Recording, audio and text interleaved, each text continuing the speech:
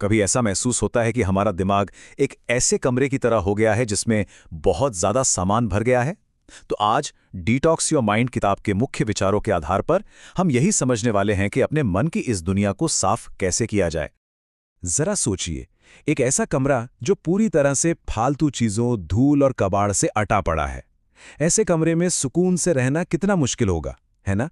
नामुमकिन सा लगता है। अब सोचिए, क्या हो अगर हमारा मन ही वो कमरा बन जाए। समय के साथ होता ये है कि हमारे नेगेटिव विचार, चिंताएं और बुरी यादें हमारे दिमाग में भी ठीक उसी तरह जमा हो जाती हैं जैसे किसी कमरे में कबाड़। तो फिर ये जो मानसिक कबाड़ है, ये असल में है क्या चीज? चलिए इसे थोड़ा और करीब से समझते हैं और देखते हैं कि ये हमें कैसे प्रभावित करता है। आपको पता है, एक औसत इंसान के दिमाग में हर दिन लगभग 60,000 विचार आते हैं। जी हां, 60,000।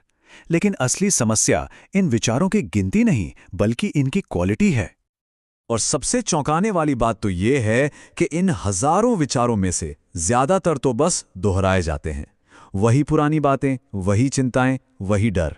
और यही नेगेटिव पैटर्न, ये बुरी यादें और आत्मसंदेह हमारे मन में धीरे धीरे कबाड़ की तरह जमा होते चले जाते हैं। तो सवाल ये उठता है कि इस मानसिक कमरे की सफाई शुरू कैसे की जाए? इस किताब का पहला और सबसे जरूरी सबक है कि सफाई बाहर से नहीं, बल्कि अंदर से शुरू होती है। और यहीं पर एंट्री होती है आत्मनिरीक्षण की। इसका सीधा सा मतलब है अपने अंदर झांकना, अपने विचारों को, अपनी भावनाओं को समझना। क्योंकि असल में ज्यादातर हमारी परेशानी बाहरी दुनिया से नहीं, बल्कि हमारे नजरिए से पैदा होती है। जैसा कि ये विचार बताता है, हमारी परेशानी की असली वजह कहीं बाहर नहीं, हमारे अंदर ही छिपी है। हम कैसा सोचते हैं और कैसा महसूस करते हैं, असल में वही हमें परेशान करता है, बाहरी हालात नहीं। तो ठीक है, अब जब हम समस्या को समझ गए हैं, तो समाधान की बात करते हैं। ये किताब मन की गहरी सफाई के लिए 3 बहुत ही शक्तिशाली तरीके बताती है। पहला और सबसे शक्तिशाली तरीका है ध्यान, यानी मेडिटेशन। इसे दिमाग का सबसे गहरा डिटॉक्स कहा गया है।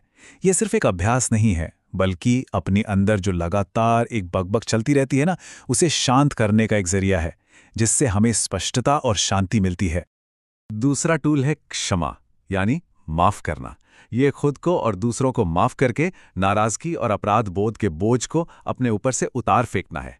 जब हम किसी को माफ करते हैं, तो असल में हम खुद को उस बोझ से आजाद कर रहे होते हैं। और तीसरा शक्तिशाली तरीका है कृतज्ञता, मतलब आभार व्यक्त करना। ये हमारे फोकस को जीवन की कमियों से हटाकर उन चीजों पर लाता है जो हमारे पास हैं। किताब एक बहुत ही सरल अभ्यास का सुझाव देती है। हर दिन ऐसी 3 चीजें लिखें जिनके लिए हम आभारी हैं। ये छोटा सा कदम दिमाग को खुशी के लिए तैयार कर सकता है। ठीक है, गहरी सफाई तो हो गई, लेकिन अब इस साफ सुथरे मन को बनाए कैसे रखा जाए? इसके लिए रोजाना की 2 आदतें बहुत बहुत जरूरी हैं। जरा सोचिए, हमारी सुबह कैसी होती है? क्या उठते ही फोन चेक किया जाता है, या फिर कुछ पल शांति से बिताए जाते हैं? एक मॉर्निंग डिटॉक्स रिचुअल हमारे पूरे दिन की दिशा ही बदल सकता है। फोन को दूर रखकर कुछ गहरी सांसें लेना, आभार व्यक्त करना और दिन के लिए एक सकारात्मक इरादा तय करना। ये एक छोटा सा बदलाव है, लेकिन इसका असर बहुत बड़ा होता है। और हाँ, डिजिटल डिटॉक्स की भी पुरजोर सिफारिश की गई है। मतलब आजकल की दुनिया में जो लगातार सूचनाओं का बोझ है ना, उससे होने वाली मानसिक थकावट से निपटने का तरीका। इसका मतलब बस इतना है कि कुछ समय के लिए सभी उपकरणों से दूर रहा जाए और उस समय को खुद के साथ बिताया जाए। और अंत में सबसे जरूरी बात, ये किताब हमें सिखाती है कि मन की सफाई कोई एक बार का काम नहीं है। नहीं, ये जीवन भर चलने वाला एक अभ्यास है। यहाँ एक बहुत ही सुंदर रूपक का इस्तेमाल किया गया है। हमारा मन एक कमरा नहीं है जिसे एक बार साफ कर दिया और काम खत्म। ये एक बगीचे की तरह है जिसे रोज देखभाल चाहिए। हमें सकारात्मक विचारों के बीज बोने हैं और नकारात्मक खरपतवार को लगातार उखाड़ते रहना है।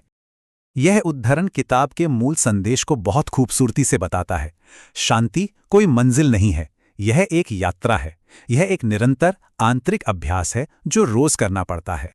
तो जाते जाते एक सवाल है जिस पर सोचा जा सकता है। अगर अपने मन से हमेशा के लिए सिर्फ एक नकारात्मक विचार हटाने का मौका मिले, तो वो कौन सा होता?